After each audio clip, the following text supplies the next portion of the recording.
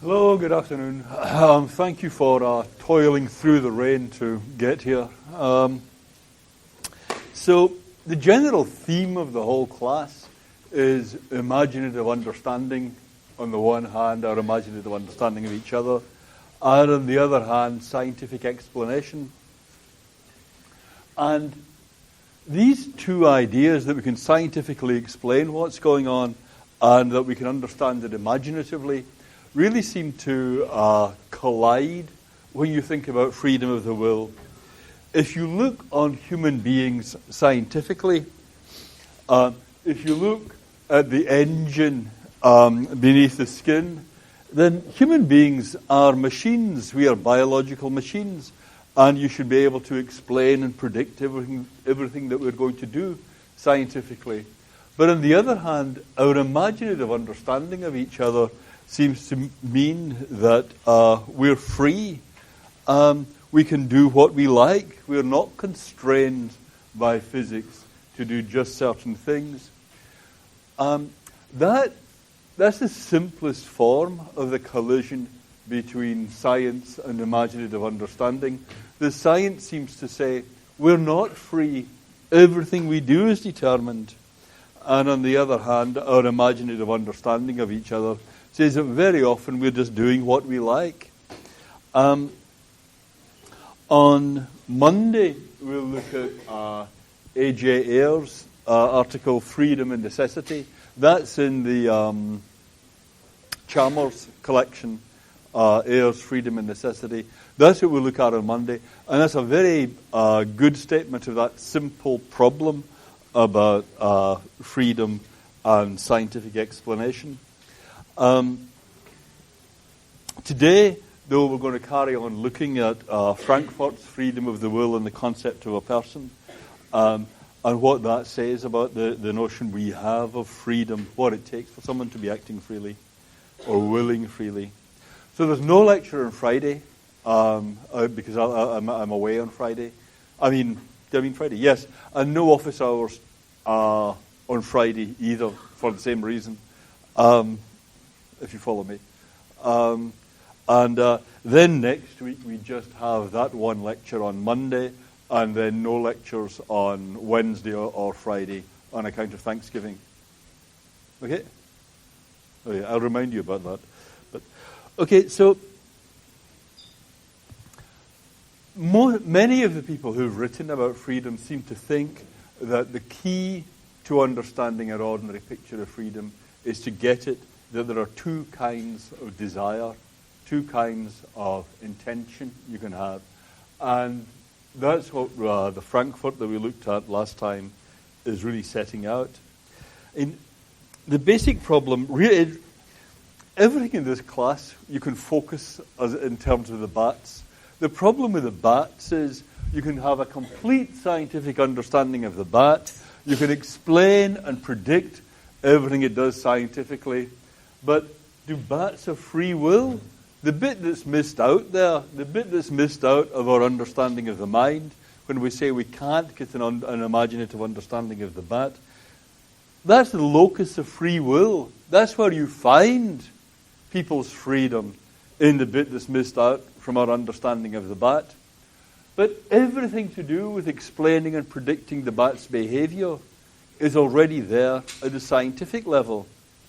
So whatever we missed out in not being able to have an imaginative understanding of the bat, that can't be something that makes any difference to what happens. It can't be something that makes any difference at all, because everything was already factored in by the scientific account. Well,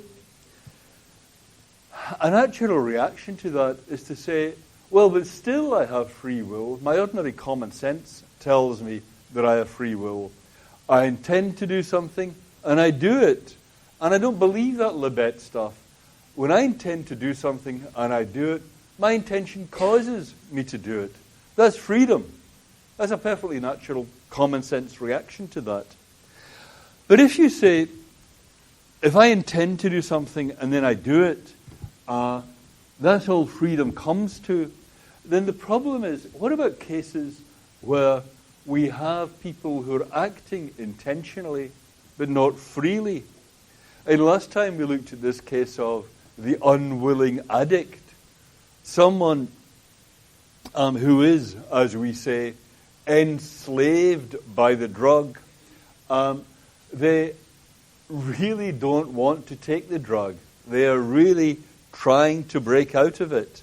But their desires are captured by the drug. So in that kind of case, we make allowances. We say, maybe that's not your fault. Maybe you've got a disease. Maybe you are simply in thrall to the drug and you're not acting freely. And this is in contrast to someone who says, I just love the drug. The drug is great. I choose the drug. That's someone who's freely choosing the drug. They just like it. They're all for it. But the unwilling addict is someone who we say is not free. And you get cases of that general type again and again. That's a dramatic form. And the natural reaction is to say, well, there's a distinction between two kinds of desire. There's the desires you have that you're just saddled with. You've just got those desires, whether you like it or not. And on the other hand, there are the desires that are properly yours. It's hard to know exactly, and there's a lot of discussion about exactly how you pin down what that means. But there are the desires you get behind. The desires you say, that's me speaking. The desires are for things that you value. In that sense, what the unwilling addict has is a desire for something that he doesn't value. He says, I don't think the drug is good. He says, I wish I did not have this desire. In Frankfurt's terms, it's not a desire that he wants to have. It's not, in some sense, his desire. There are a couple of dramatic examples from Gary Watson here. Consider the case of a woman who has a sudden urge to drown her boiling child in the bath. Or the case of a squash player who, while suffering an ignominious defeat, desires to smash his opponent in the face with a racket. I mean, which of us can say they haven't had that kind of desire? You're having a perfectly ordinary dinner in a restaurant with some people, and at one point all you can think about is putting your hands round the other person's throat. Don't say that anymore. This is a desire, all right. But do you get behind it? Do you say, yes, I value this. This is the kind of desire I choose to have. It's just something that takes you over. Now, usually these things don't lead to action. Life would be very different if they did. But even in those cases, if they do lead to action, if the child carries on bawling just a bit too long, if the mother is just at the end of her tether, then we don't say, that was such a wicked thing you did. We empathize. We say, that must be awful to be in that situation. You take it for granted. That wasn't something, that was a desire of hers. Watson says, it's just false that the mother values her child being drowned. That she's going to, I mean, you just take it for granted that's not so. She's not going to say, well, wouldn't that be great? Or that the player would really value the injury and suffering of the opponent. But people desire these things in spite of themselves. So the problem of free will has to do with the fact that sometimes what you desire most might not be something that you value. And what you value may not be something that you desire. That's the general issue, that there's some distinction to make between the desires that you get behind, the desires that are authentically yours, and the desires that you have, all right, but they aren't desires that you acknowledge or that you endorse as your own. I mean, I think in a small way, maybe this is just me, but I think in a small way, I do that every other day when I'm apologizing. I say, well, I did what I wanted to. It wasn't that I just tripped or something. I did want to do that. But when I say I'm sorry, what I'm saying is that desire that I acted on, that wasn't authentically mine. I just get carried away. Something like that. You guys apologize, right? Yeah, something like that is what you say when you're apologizing, right? You say, that wasn't the real me you were saying. I was too tired. I was drunk. Maybe that's just me. I was overstressed. I wanted to do it all right, but had I been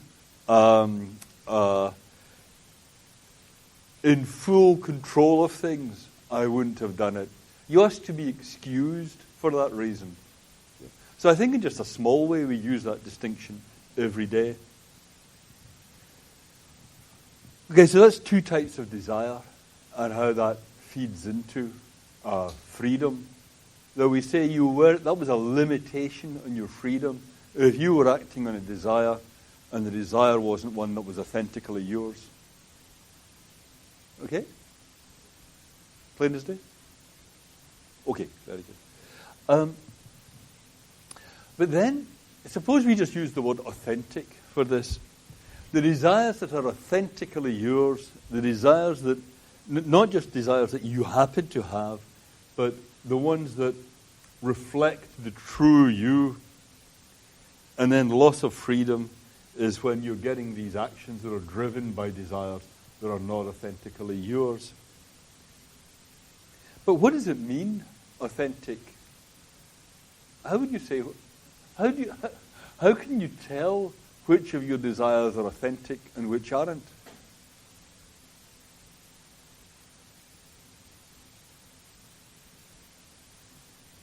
I mean that as a question. How would you do it? It really seems important in everyday life, thinking which of your desires are authentically yours.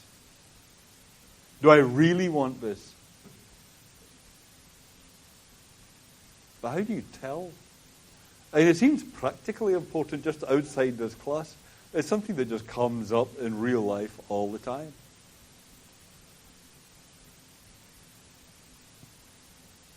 They just spring up in your mind and that whoa, there's an authentic one. Yeah? Whether you're acting on it for yourself or for others. Yeah. That makes it sound like anybody who really tries to help other people is a phony. Well, I mean,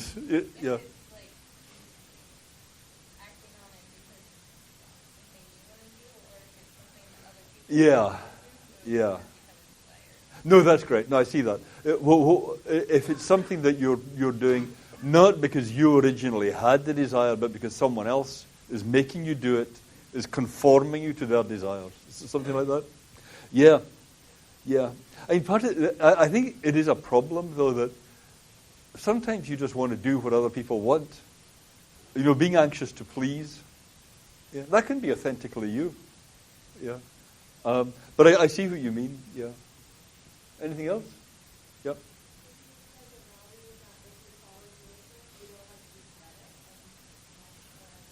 Yes, you don't regret it if you follow through it.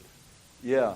If you smash your opponent with a racket and you say, I'm glad, that felt good, then that was authentic. Right. Actually, that's a pretty good test, I guess. Yeah. If you reflect on it and you feel no regret. Yeah. I mean, I guess the thing is, there are cases where, in these cases where you do something terrible, there are going to be a price to pay for that, and you're asked, are you willing to pay the price? There are cases like, I spent my whole life trying to get the department library into shape. Why did I do that? I don't care a bit about the department library. You see what I mean? You might not day to day, in any small scale way, ever feel regret there. You could get trapped into doing something. Your regrets might not be authentic either.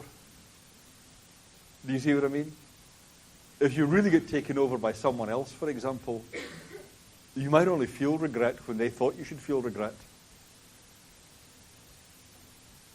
The trouble with it is it's assuming that the regrets themselves are authentic. Yeah. But it's a good test, I agree. Yeah.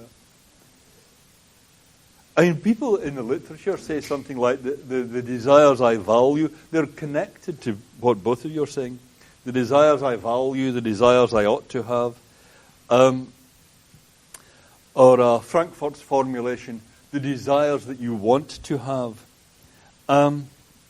The trouble is, well, one problem is, if you just think about what desires ought I to have, you look at Mother Teresa and you say, wow, that's the way to be. I'm going to be like that. If you just think in terms of the desires you ought to have, then maybe you think you ought to have those desires, but that may have no connection to the way you really are.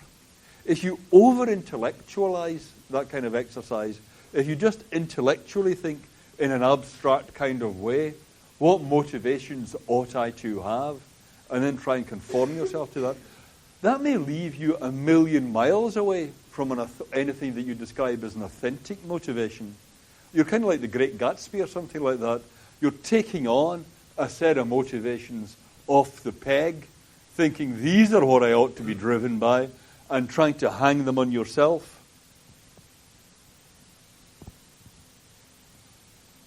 So how do you know which desires you ought to have? I mean, how could you decide it? I mean, that's really a basic question for everyone just living their life, how you do that.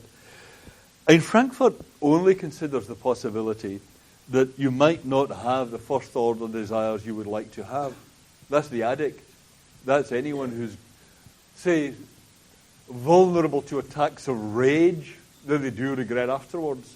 Then you have all these desires that aren't the ones you want to have. That's a kind of estrangement from yourself. But it would also be possible to be estranged from yourself in the sense that even your desires as to what you would like to desire, even these are leaving you estranged from yourself. And if I just read about somebody in a book and think, yes, that's how I should be, how could that be authentic? But then how do you get second-order desires or valuing that do reflect the real you? And the question is, where do the second-order desires come from? How do you know what second-order desires to have? We can say, this was the picture we had last time, we can say there are the desires that your steersman now is controlling you to have. You can try to make yourself have certain make yourself have certain first-order desires.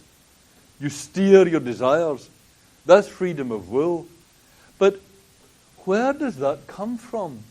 What map are you using? How do you know which second-order desires to have?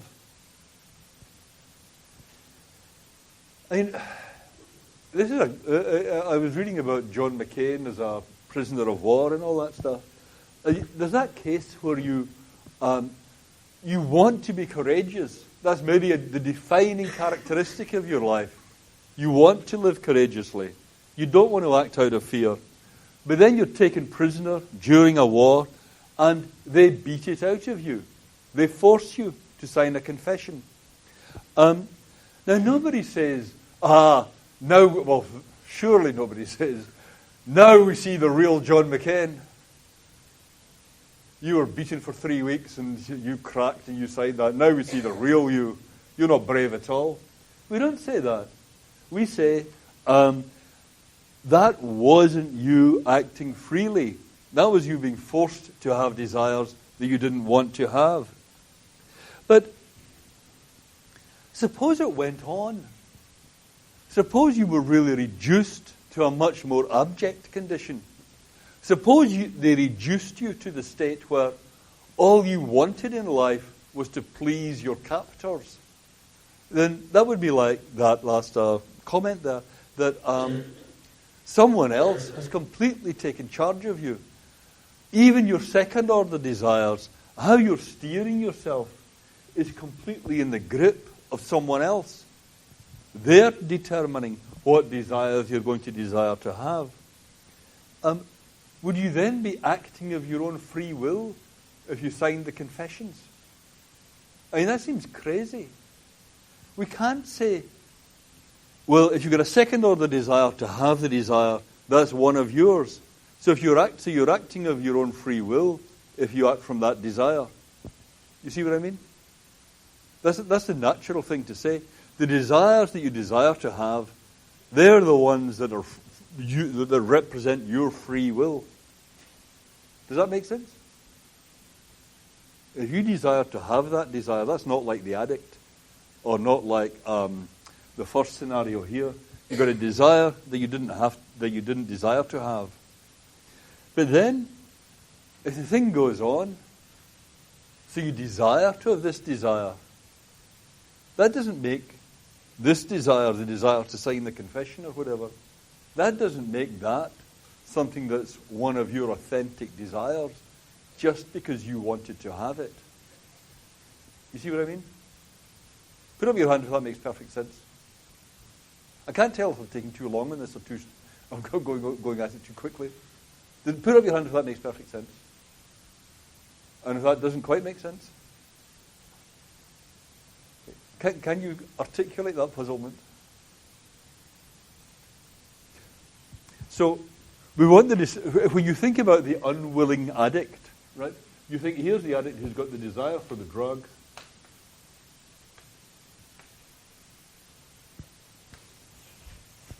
But they don't have a desire, they don't desire that desire.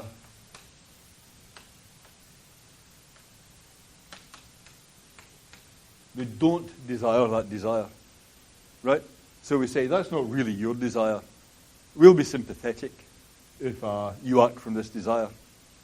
Put up your hand if that makes sense. Okay, so that's one of these desires you're not getting behind. Okay? And that's what's going on when you're beaten and you sign the confession. You desire to sign the confession. That wasn't the thing you wanted, the desire you wanted to have. Your whole ambition was not to have that kind of desire. But then we suppose it goes further, so that people are making it so that, no, you do now get to that condition. You're now standing behind that desire. That still doesn't make it free. Yep. Yeah.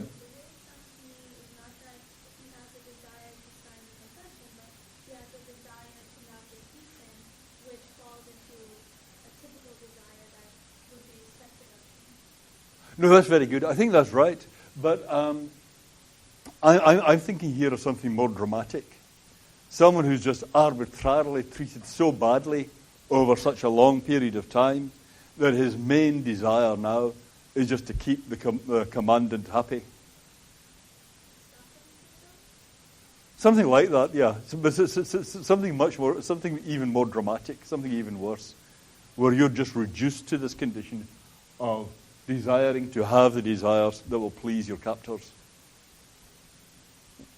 So in that case, even if you got behind the desire to sign the confession, if that was the situation, well, you're getting behind this desire, all right, but we're not going to say that's you acting out of your own free will. You see what I mean? The idea was, originally you say, but he didn't stand behind that desire. That was like the unwilling addict. He just had this desire that overmastered him. And as you say, the desire not to get beaten might become the desire not to get beaten. That desire not to get beaten might be coming in here and generating that desire against his better judgment. Yeah? And we say that's why he's not free, because he had his better judgment. But now what we do is we affect the better judgment so that this does now underwrite this. But that doesn't make it free. And that shows that there's something missing from the original analysis of why he wasn't free. Do you see what I mean? Yep. Yep.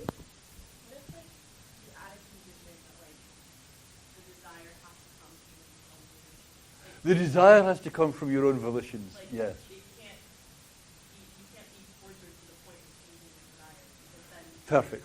Right. Okay, you're way ahead of me. Yeah.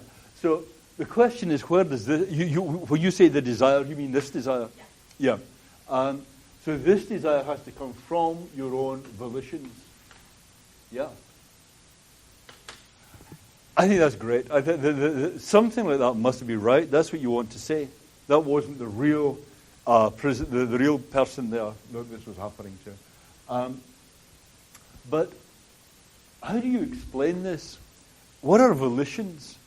Are volitions like third-order desires? You know, volitions, desires to have desires to have desires.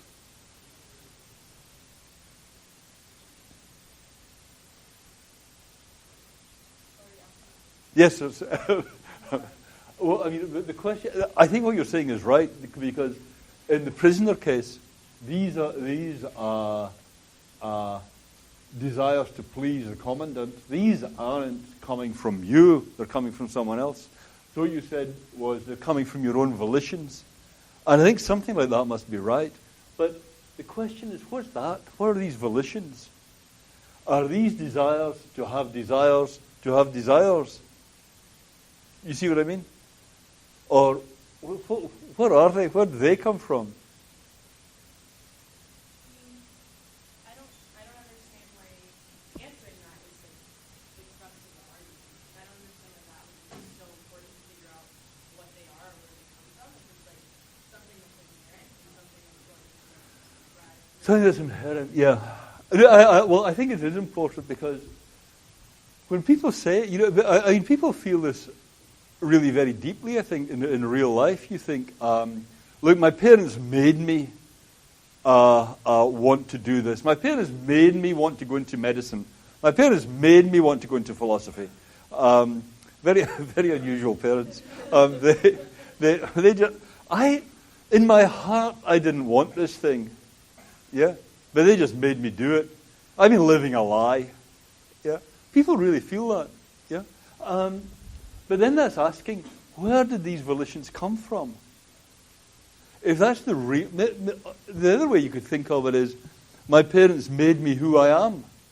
There's no more real me than the me that my parents made. You see what I mean? People really puzzle over this, trying to agonize over this, trying to grasp what they really want. Yeah. And part of it is that question, well, where did this come from? What is it? How do you think of that? Yeah. So I think this is important for everyone in these confusing questions that we ask in everyday life. Yeah. Where did the volitions come from? How are you thinking about those volitions? Yeah, go on. Yeah.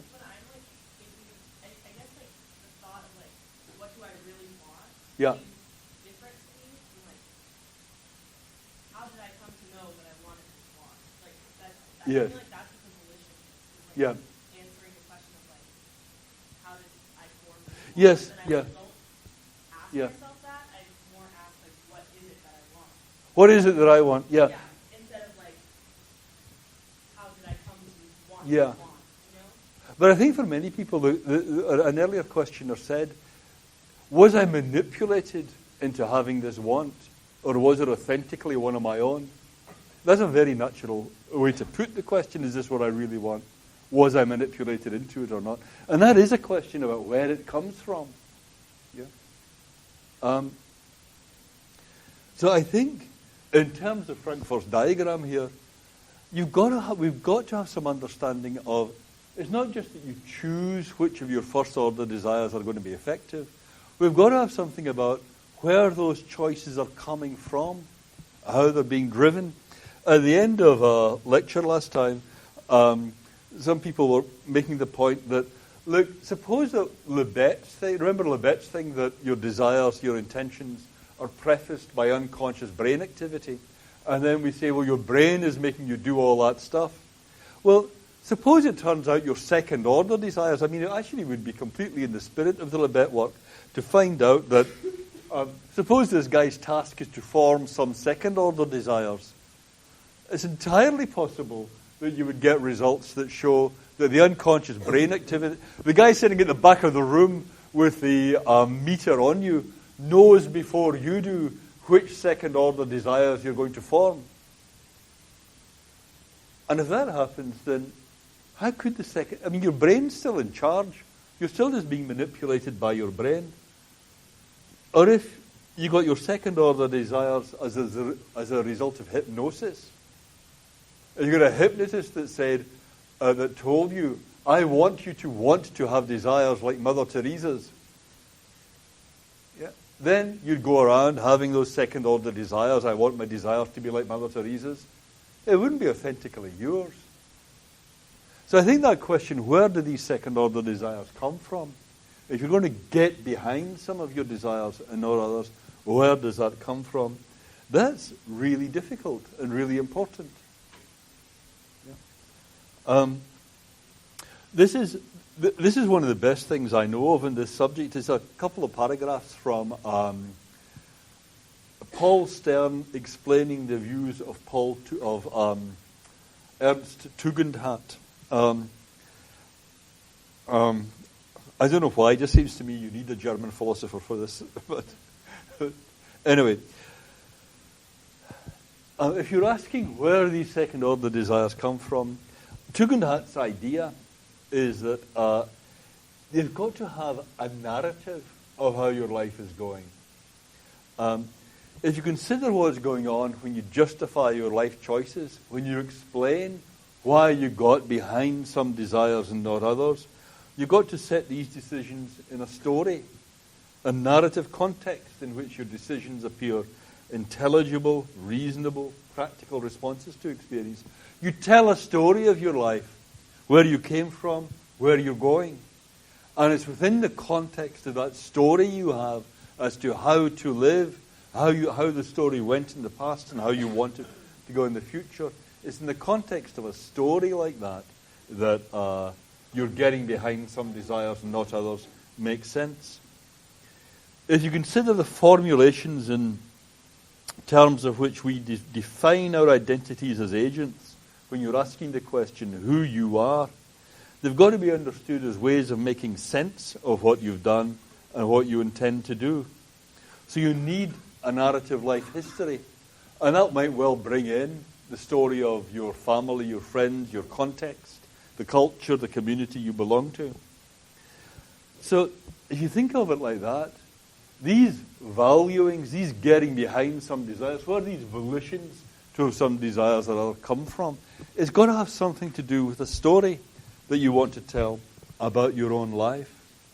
And in the face of it, that would separate it from the case of the hypnotist or the case of the hostage, because they don't have a conception of how they want to live, a narrative of their own life that this is fitting into. This is like an interruption to their narrative of their own life, what's happening in the prison or what's happening, what the hypnotist is doing. This is something that's cutting across the narrative of their own life and their conception of how to live. But I think even when you put it like that, I think that helps, having that idea of a story of your own life here. But it's still something over-intellectualized. It still makes it seem like you're getting this kind of off-the-peg conception of how to live and then trying to adapt yourself to it. And the same question, where is it coming from, your conception of how to live?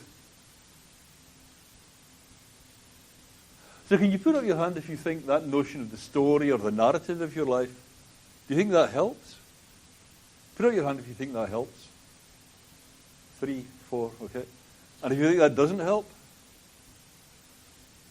okay. And if you don't really understand the question, whoa, okay. Is the problem you don't even see how it's meant to help? Or what you don't even see what it's meant to help with? Okay, so what is meant to help with is, you remember this guy steering your desires? The question is, what map is he using to determine which desires to have? And the suggestion is, the map he's got is some sense of how one ought to live, and that's being used to fill out the details of which desires you should be having. Yeah.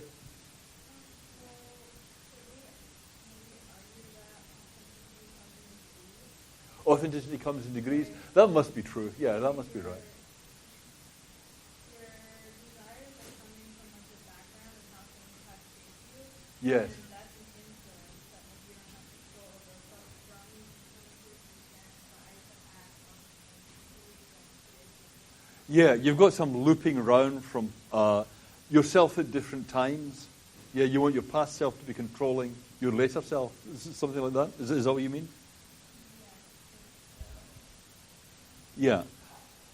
No, I think that's great. I think that's right. There are two things there. One is it comes in degrees. The other is a thing about your past self and your future self. Yeah. And I think they are both right. It must be true that it comes in degrees. Yeah. Yeah. But if you think in terms of a narrative like that, you could respect that. Your past conception of how to live, the conception you've got of now of how to live, could be affecting your picture of what desires you want to have in the future. Is that catching you? Yeah. Okay. Okay. Well, I think that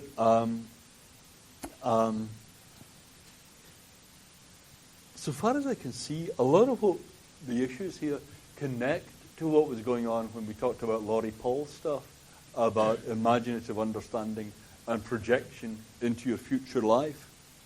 When we were talking about Bernard Williams and the self, remember the prince and the cobbler and the A body person and the B body person and all that, we were talking about how an imaginative understanding of a future state of affairs can engage your current emotions.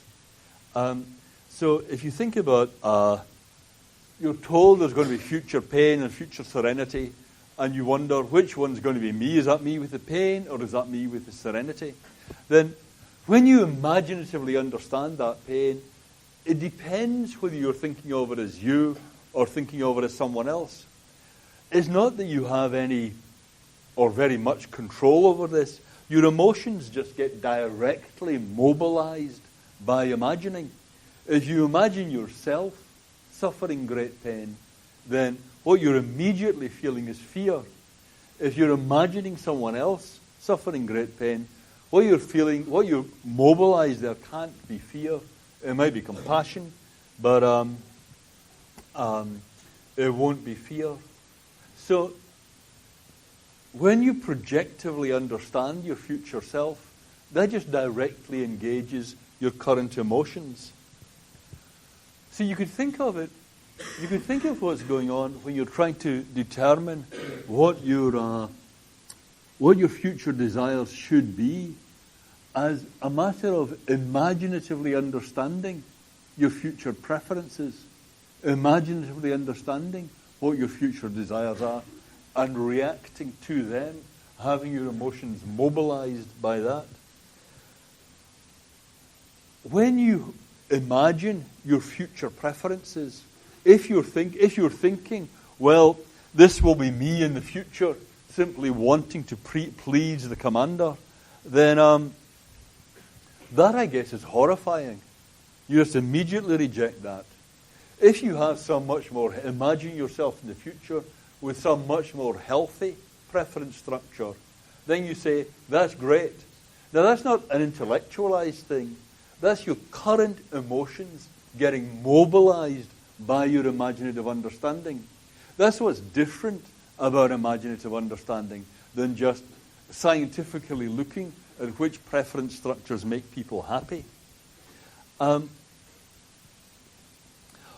What I want to suggest is that when you think about the way in which your current emotions can be mobilized by thinking about a future preference structure, that's what defines the future preference structure as authentically yours. The earlier prisoner would not have said, look, that's just great, when imagining that. So the right picture is just what the last questioner said. You think of this across time. You think of the steering being done by the earlier self. So what happens is that you're imagining your future preference structure, and that imaginative understanding of your future preference structure of a possible future preference structure is what engages your current emotions so that you choose to have one preference structure rather than another. That's authenticity. That what I'm suggesting is that projective understanding of your future self by your past self, that's what connects up. That's getting your volitions connected to your second order desires in a way that makes your future desires authentic. So in the case of the beaten captive or somebody hypnotized, what you've got there is an interruption across that kind of imaginative projection from a past self to a future self. And you can't understand genetically by empathy how the later person's preferences could be emerging out of their earlier preferences. Yep?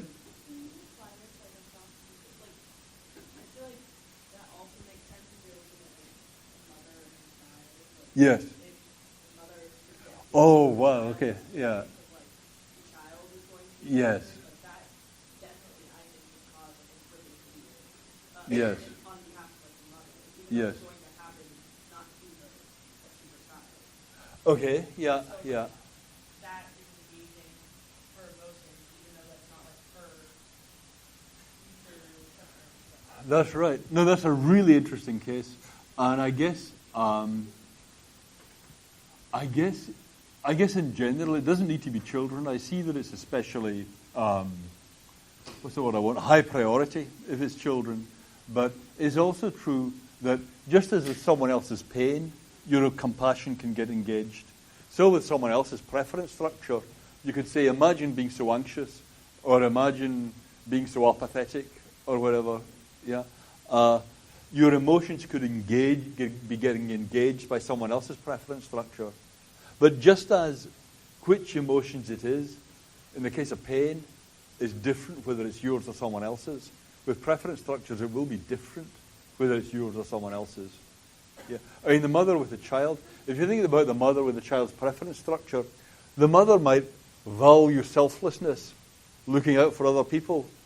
But you might think with your child, no, look out for yourself. You see what I mean? It's not necessarily the same, the way you got engaged with your own future and with someone else's, even if it's a child. Is that right? Does that make sense? Yeah. But in the case of a child particularly, it could be a really strong emotional engagement. Yeah, yeah, yep. I'm curious what you say about surprising persuasion. Surprise and persuasion? So you might think that Yeah. if I project into my life tomorrow, Yeah. I think, oh, I'm going to have these kind of ordinary, everyday desires, so on and so forth. It's not that I'm going to want to go on some roller coaster tomorrow or whatever. Right? Yeah, right, Desire right. that I just don't think that I would have. And then something Yes. comes along and persuades me, right? Yes. They don't give me a drug, they don't like mess with my brain, they don't torture me, they Right. like that. But I'm just being rationally persuaded. I'm like, oh my God, now I have this desire. And the fact that I couldn't see that yesterday Yeah. is not so much an indicator of the inauthenticity of me post-persuasion. It's just the fact that I haven't yet been persuaded that allows me not to. That's great. Yeah. I never thought of that, but I remember when I was a teenager, I always hated the thing that goes round and round, the big wheel. And someone made me do it, and I thought, boy, this is fantastic. And for a while after, I just wanted to go on fairground rides. I mean, that's the kind of thing. Yeah? Yeah. So you got a whole stack of preferences you didn't know about before. You didn't know about this whole world before.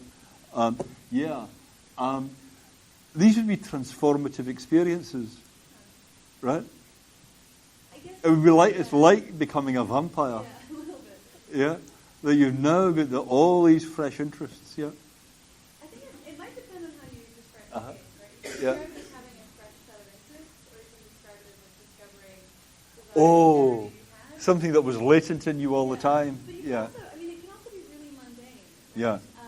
I can just be persuaded to like buy something that I didn't previously know that Yes. I wanted because I Right. didn't realize that like I had a certain kind of need. Somebody just described that to me. So I'm not a new person in some big sense, and I've also dealt with some of my desires Yes. and persuading me to have this new Yeah. desire. Except that I couldn't imagine myself in the past doing that because I hadn't been persuaded. Yeah. That's great. I hadn't thought of those cases. But so these are cases where it's not that we'd want to say there's an interruption. Yeah, exactly. But it's not either that the new preference is growing out of old preferences. Yeah. Let me just give one couple of examples here. But I think these are great cases, and I'm not sure what to say about them. So just to, actually, let me just counterpoint that with the cases I'm saying of clear authenticity, where you say this is authentically yours. Desire is where the future preferences are being mobilized by your past imaginative understanding, and the projection has been what was engaging your past emotions. Now, the interesting thing about the case Antonio is describing is not that you're getting the new preference off the peg. It's not that someone's persuading you, you ought to like this. That would be a clear case of an inauthentic preference. If you're just socially bullied into thinking, yeah, I really ought to like that stuff. You know, it really is cool. That would be a case where you really are taking on something that's not authentically yours. But Antonio's describing a case where you get a new preference for something that had never occurred to you, you might have views on before. It really is yours, but it's not growing out of the old ones. Okay, so there was this very striking example in Laurie Paul of Sally. She said, imagine Sally, who'd always believed that having a child would bring her happiness and fulfillment, deciding not to have a child simply because the empirical evidence tells her she'll maximize her expected value by remaining childless. So someone who just longs for children, who then reads the evidence that people are usually happier without, and says, oh, well, okay, there's another dream gone. That would be a clear example of inauthenticity, really. For her not to use imaginative understanding, what Laurie Paul is recommending is use imaginative understanding of your future life to control what your current preferences will be as to your current preferences. And at the time, I gave this example of someone who says, I want to have children because at the moment my life is entirely centered on me and I want to be forced to live in a different way. Now, when you think about that, that's usually quite a powerful remark. And that's saying something about which preferences you want to have. Is someone saying, at the moment, my desires all focus on me. I want my desires to be different. I want to be pulled out of myself. That's why I want to have children. And when that happens, you might not know very much about just which particular other-centered desires you're going to have. You might not. Laurie Paul might be right. This is really a transformative experience in that you don't know the details about what particular preferences you're going to have in the future, but you know the kind of preferences you'd like to have, and that's what you're going for. So you've got you right here with your self-centered preferences. You can shift. Pulling the lever is having children, right? And that will pull you out to having those other-centered preferences. And the reason you're doing it is not because you read in a book that you ought to have those preferences, not because you took it off the shelf, but because it catches your imagination. Your projective understanding is captured by that. Now, with a transformative experience like becoming a vampire or all these other examples we had, I think what Laurie Paul had in mind was it's much more radical. You don't even know what your future preference structure will be like. What do vampires like to do?